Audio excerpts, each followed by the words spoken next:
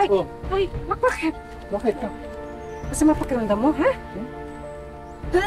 Uy! Oh, Jen? Angel! bakit? Masama pakiramdam mo? Ano nangyari? Angel! Ha? Ha? Oh! Angel!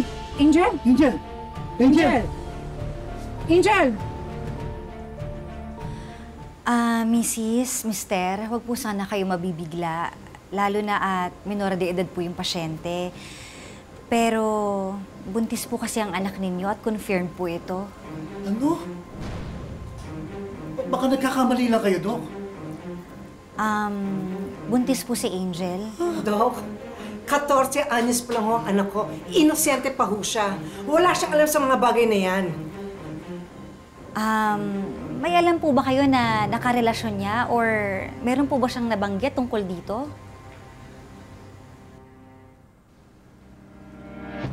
Ikaw ba? Ikaw ba? Dahan-dahan ka naman ng paratang sa anak ko. Hindi mo siya kilala.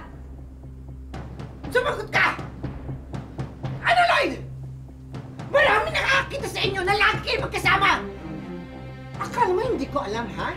Na minsan, ginagabi kayong dalawa! Ginalaw mo ba ang anak ko?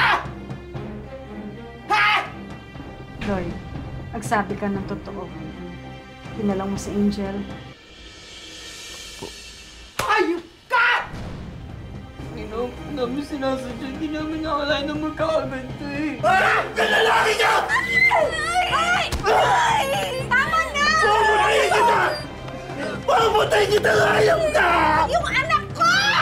Tama ito!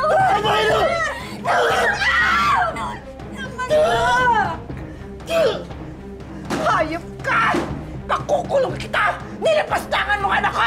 Awa po kayo, mahal ko si Angel. Ay, tama na po.